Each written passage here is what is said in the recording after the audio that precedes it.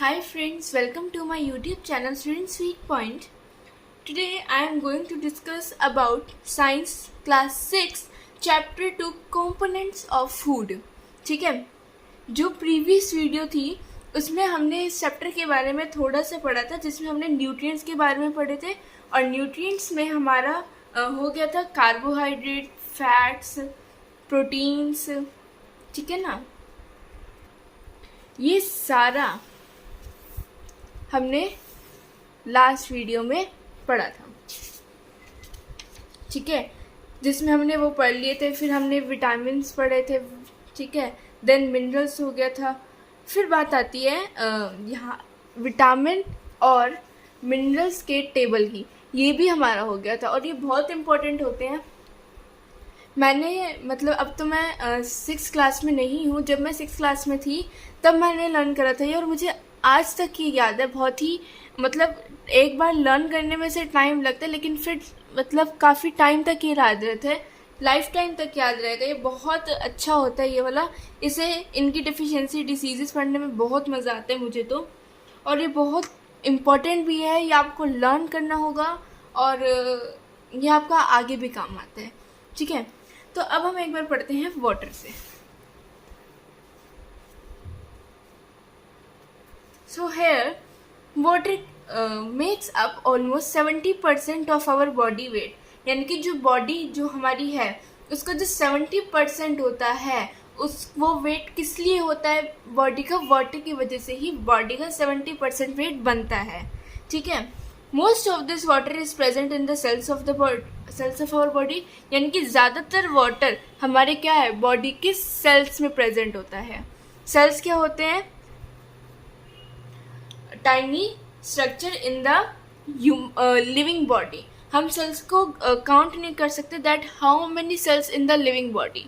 There are unlimited cells, infinitely many cells, ठीक है। Some water lies in spaces between the cells. यानी कि ज़्यादातर वाटर सेल्स में होता है और कुछ वाटर जो सेल्स के बीच में जो स्पेस बचता है, जैसे कि ये 2 सेल्स हैं, इनके बीच में जो स्पेस बचेगा कुछ वाटर यहाँ पर प्रेजेंट होता है, ठीक है। And also water constitutes the liquid part called plasma of the blood. यानी कि जो वाटर है, ये वाटर का जो लिक्विड पार्ट होता है, जैसे हम आगे ब्लड के बारे में पढ़ेंगे कि उसमें रेड ब्लड सेल होते हैं, वाइट ब्लड सेल होते हैं, ठीक है, प्लेटलेट्स होती हैं, और इनका लिक्विड होता है प्लाज्मा।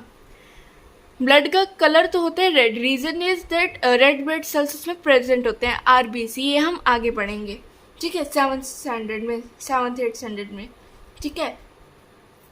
बट जो प्लाज्मा होता है वो येलो कलर का होता है और वाटर इसे कॉन्स्टिट्यूट करता है। यानी कि ये प्लाज्मा किसका बना होता है? वाटर का बना होता है। ब्लड का पार्ट है plasma, liquid part. Life processes can not occur without water. ये तो हम 1st और 2nd क्लास में पढ़ते आते हैं कि लाइफ के जो प्रोसेसेस होते हैं, डाइजेशन हो गया, एक्सक्रीशन हो गया, ये सारे ही वाटर के बिना नहीं हो पाते, ठीक है। And water plays a vital role in the body's system. अब हम पढ़ेंगे कि वाटर किस तरीके से हमें हेल्प करता है, ठीक है। यहाँ पर देखो, water plays a vital role in the body system. It helps our body to absorb nutrients from food. यानी कि जो जिस फूड से हमें पोषण मिलता है, जो खाने से हमें पोषण मिलता है, उसे एब्जॉर्ब भी कौन करता है? मतलब किसकी हेल्प से वो एब्जॉर्ब होता है हमारी बॉडी में? वाटर की हेल्प से।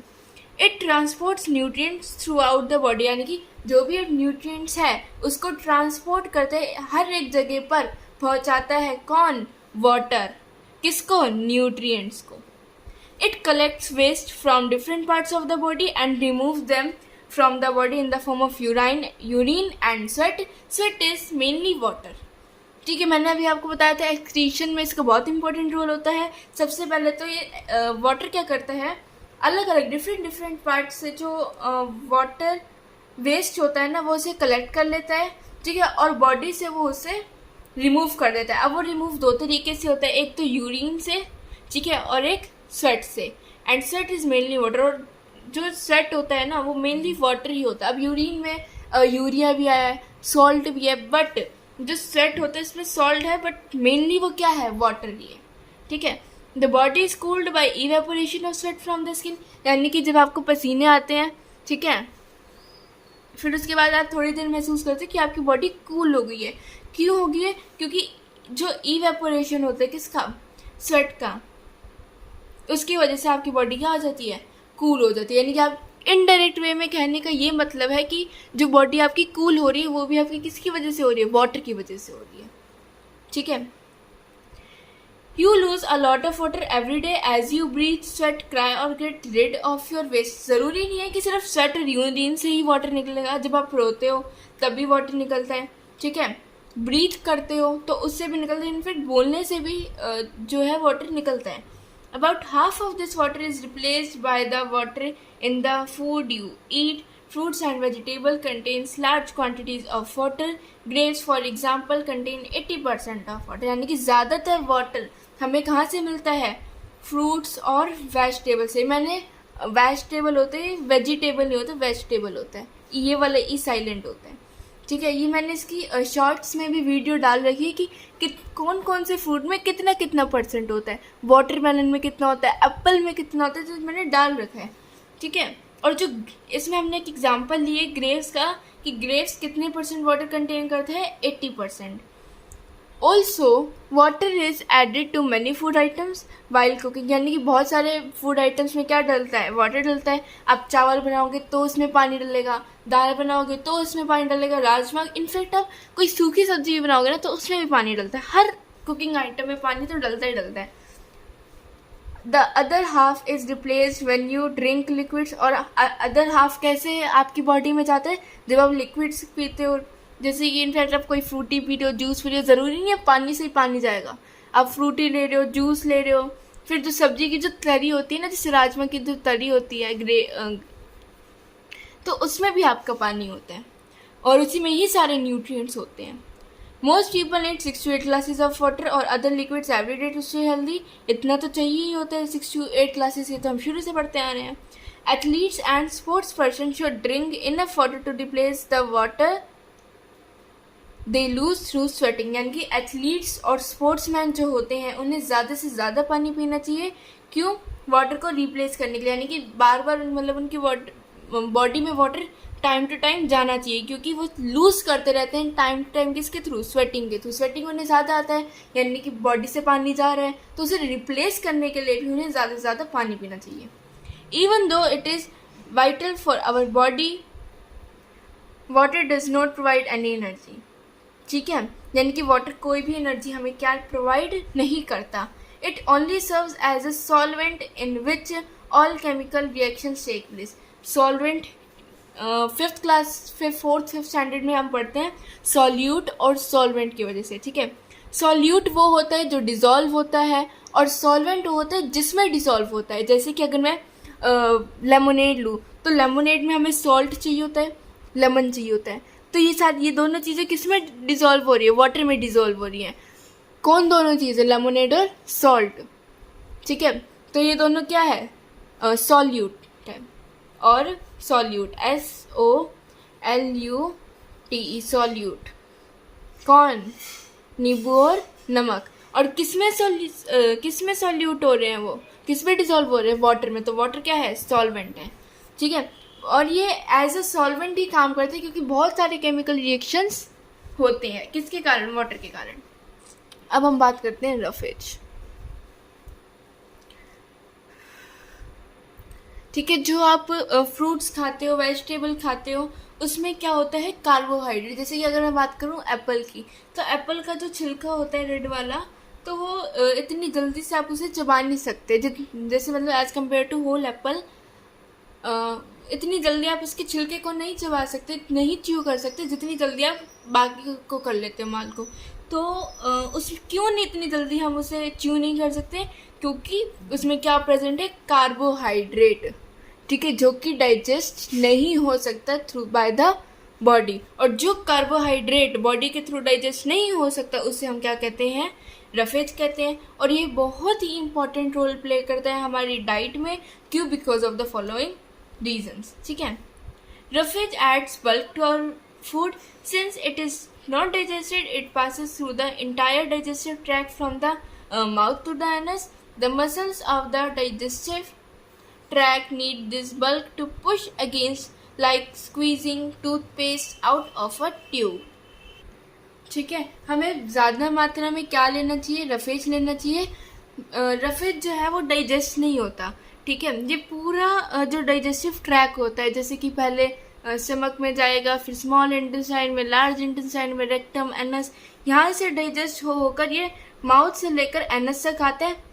ठीक है, the muscles of the digestive track, यानी कि जो डाइजेस्टिव ट्रैक की जो मसल्स है, ठीक है, वो उन्हें ये बल्क चाहिए होता है, जैसे मतलब उसको पुश करने के लिए ये बल्क चाहिए होता है. किसको? कार्बोहाइड्रेट को पुश करने के लिए ये बल्क चाहिए होता है. जैसे कि आप जैसे टूथपेस्ट निकालते हो आप ऐसे, like squeezing toothpaste out of a tube, same ऐसे ही हमारे डाइजेस्टिव ट्रैक्ट्स की मसल्स को भी ये बल्क चाहिए होता है पुश करने में.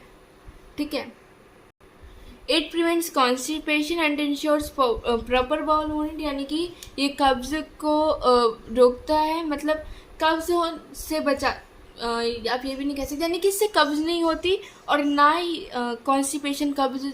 ठीक है, और ये क्या, प्रॉपर बाउल मूवमेंट भी किसी के कारण होती है, रफेज के कारण. बाउल मूवमेंट यानी कि थाई से थोड़ा सा अपर वाला पार्ट बाउल मूवमेंट होता है, बाउल. ठीक है, many doctors believe that a high fiber diet reduces the risk of heart disease and bowel cancer, यानी कि हाई फाइबर, मतलब ये बहुत सारे डॉक्टर्स बिलीव करते हैं कि अगर हम हाई फाइबर लेते हैं, हाई फाइबर वाली अगर हमारी डाइट है, तो ये हार्ट डिसीजेस को प्रिवेंट करता है और बाउल कैंसर को भी ये प्रिवेंट करता है. अब बात आती है टेस्टिंग ऑफ न्यूट्रिएंट्स. मुझे तो जब मैंने इसे पढ़ा था, मुझे तो इसमें बहुत मज़ा आया था.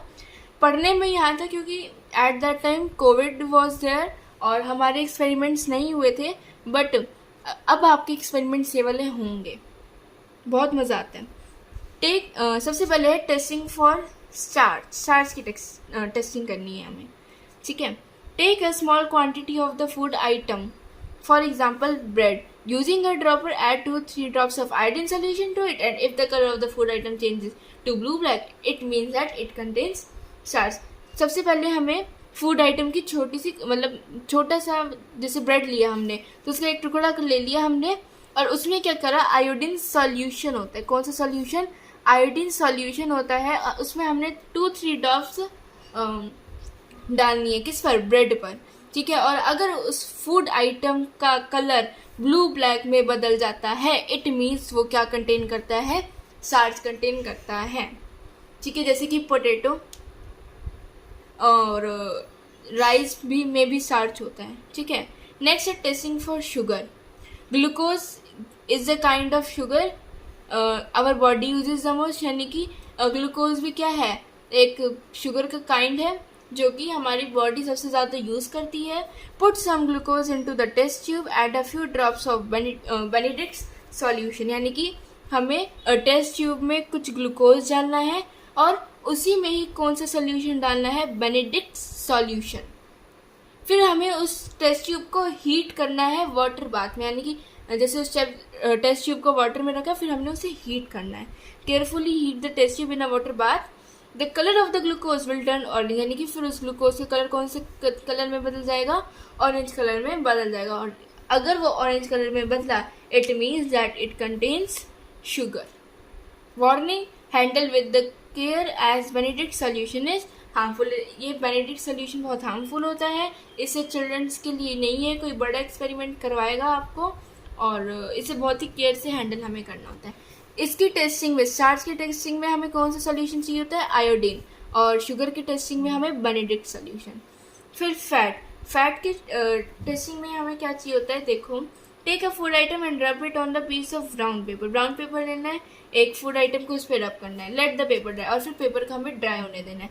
If a translucent mark is left on the paper, अगर ट्रांसलूसेंट मार्क पेपर पर लेफ्ट होता है, ट्रांसलूसेंट यानी कि जिससे लाइट पार्शियली आ रही हो, ठीक है, it means that fat is present in the food. इसका मतलब क्या है कि जो फूड है उसमें फैट प्रेजेंट है. अब हमें क्या करना है? कुकिंग ऑयल लेना है और उस पर put 4-5 drops of cooking oil into the test tube. फिर हमने टेस्ट ट्यूब पर 4-5 ड्रॉप कुकिंग ऑयल की डालनी है. Add 2 ml of ethanol to the oil. उसमें हमें क्या डालना है? एथेनॉल डालना है. किस में? ऑयल में डालना है. And shake the test tube. फिर हमें उस टेस्ट ट्यूब को क्या कर देना है? शेक्स कर देना है. Add 2 ml of oil more to the test tube. फिर हमने 2 ml ऑयल ज़्यादा डालना है, मतलब और डालना है, और उसको वापस से शेक कर देना है. द ऑयल टर्न्स क्लाउड, यानी कि इसमें क्या बन जाएगी, झाग बन जाएगी. ठीक है. It means that the food item has fat. सबसे पहले हमें उसे रब करना है ब्राउन पेपर पर, फिर वो उस पर ट्रांसलूसेंट मार्क आएगा, फिर उसे ड्राई होने देना है, यानी कि इसका मतलब कि उसमें फैट प्रेजेंट है. अब उसी पर ही 4-5 ड्रॉप्स कुकिंग ऑयल की डालनी है, देन शेक जो भी है फिर आपको करना है. ठीक है. देन है activity 4, experimental investigation for protein. Protein से हाइट इंक्रीज, चलो ये तो पढ़ लिया होगा. नेक्स्ट है take a piece of meat और सम बीन्स, यानी कि जो भी नॉन वेजिटेरियंस जो होते हैं उनकी बॉडी में प्रोटीन बहुत ही ज़्यादा अच्छा मात्रा में होता है, कि जितनी भी नॉन वेज है, जैसे कि फिश हो गया, मीट, चिकन, इन सब में प्रोटीन बहुत ज़्यादा प्रेजेंट है. इनफैक्ट एग में भी बहुत ज़्यादा प्रोटीन है. ठीक है. चाहे आप बीन्स ले लो, चाहे आप मीट ले लो, फिर आप उसके किसके मैच करोगे, मोटर और पेसल से. जिसमें आप चीज़ें कुटते नहीं हो वो होता है मोटर, और जिससे कुटते हो वो होता है पेसल. And add a little water to make a suspension. बस में थोड़ा सा वाटर डालना है to make the suspension. Suspension मतलब सॉल्यूशन. ठीक है. Take a little of this suspension in the test tube. फिर उसी सस्पेंशन को हमें टेस्ट ट्यूब में थोड़ा से लेना है, और उसके बाद हमें कौन सा सोल्यूशन चाहिए, कॉपर सल्फेट सोल्यूशन. कहाँ लिखा है, ये रहा. फिर हमें कौन सा सोल्यूशन चाहिए, कॉपर सल्फेट सोल्यूशन चाहिए. ठीक है. और फिर हमें उसको ऐड कर देना है, and very carefully add a few drops of sodium hydroxide solution. फिर हमें कौन सा सोल्यूशन लेना है, सोडियम हाइड्रोक्साइड सोल्यूशन लेना है. अगर वो सोल्यूशन पर्पल बन जाता है, it means that the protein is present in that particular food item. ठीक है. अब इसमें कौन सा हार्मफुल सोल्यूशन है, सोडियम हाइड्रोक्साइड. नेक्स्ट है, अब ये क्या है, कैरी आउट द, यानी कि अब यहाँ पर बोला हुआ है कि अब ये सारी आपको फूड आइटम लेनी है, ये सारे आपको टेस्ट करने हैं एक्सपेरिमेंट्स, और फिर आप उसको डिस्कस करो, यानी कि फाइंड आउट करो कि कौन से फूड आइटम में कौन सा न्यूट्रिएंट प्रेजेंट है. ठीक है. अब फिर है ओरल क्वेश्चंस. चैप्टर यहाँ तक का समझ में आया होगा तो या ओरल क्वेश्चंस भी बहुत इजीली सॉल्व हो जाएंगे. ठीक है. नेक्स्ट है nutrients in some common food items. ये हम फिर नेक्स्ट क्लास में करेंगे. चैप्टर बहुत ही लेंथी है ये वाला.